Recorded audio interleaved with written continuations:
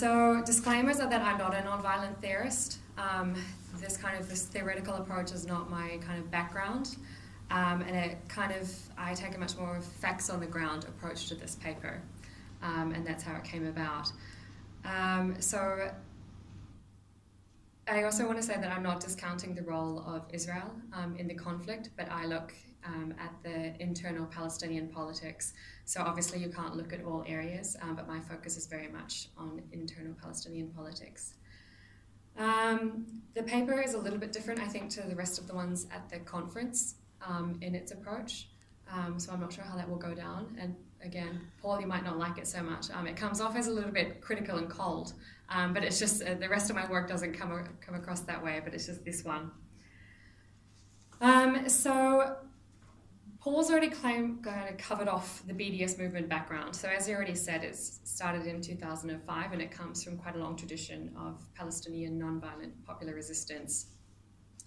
I've labelled it as a nonviolent movement. However, within Palestinian society, the use of the word nonviolent is problematic, as it is in many of the different areas and even within the academic field. And it essentially becomes quite an academic label in some terms.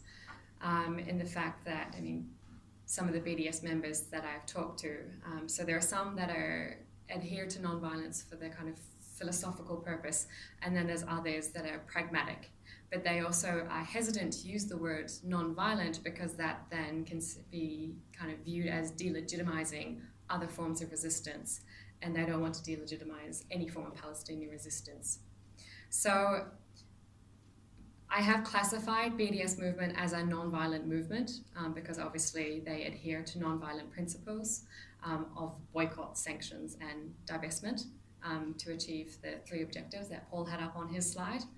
However, there is a note that obviously this comes with issues in itself. So what this paper was looking at was that there's obviously the formal Palestinian political leadership system. And for this case in itself, there's obviously many forms that you can take as formal political leadership.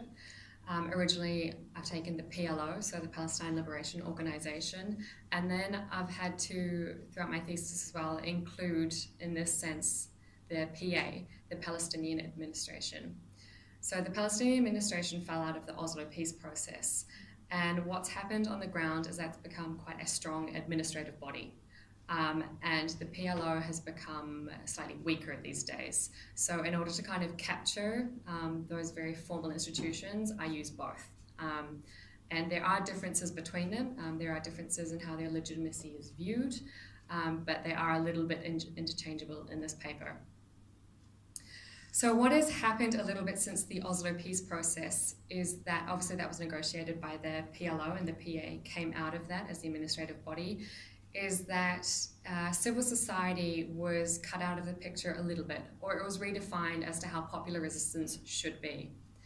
Obviously, the peace process hasn't gotten very far since the Oslo peace process, and there's claims that Oslo is now dead, that we're in a post-Oslo phase.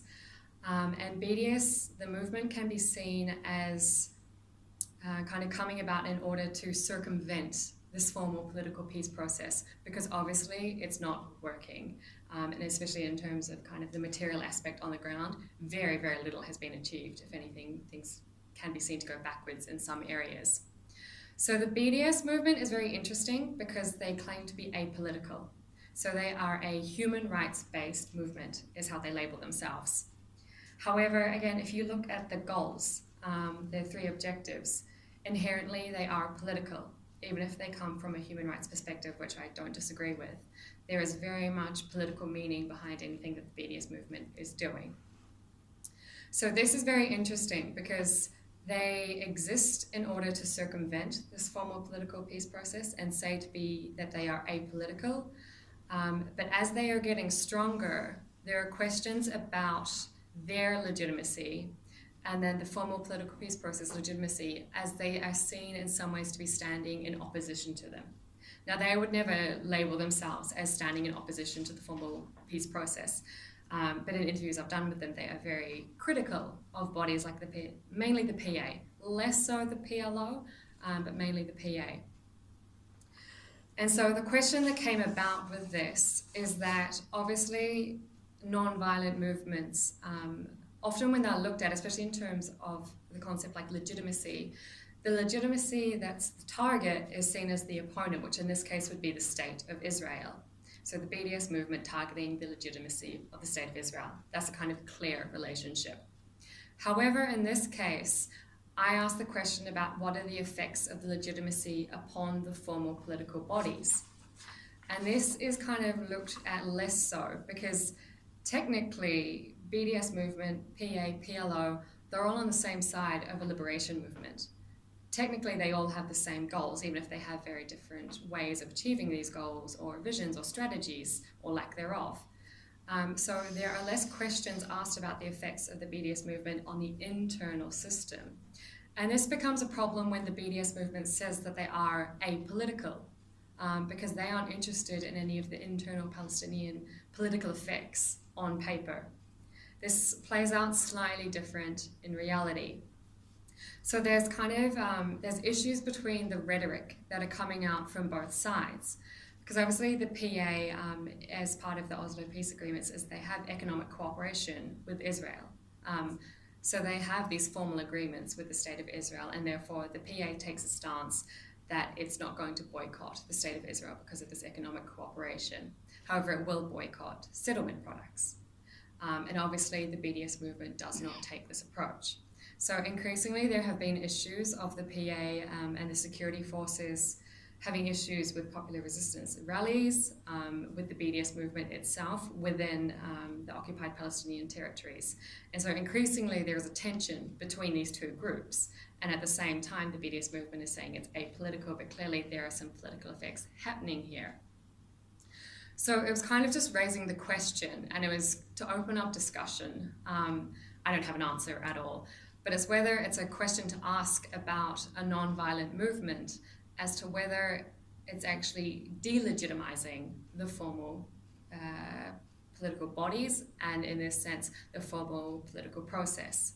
Because if the BDS movement does not want to be politically involved, this is important.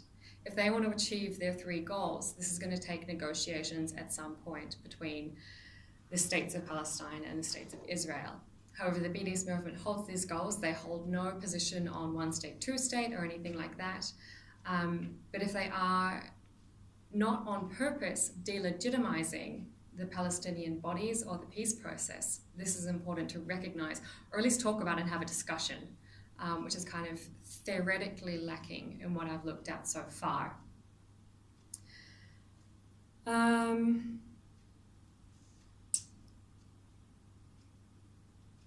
I'll leave it there for now, and I'll let you ask questions.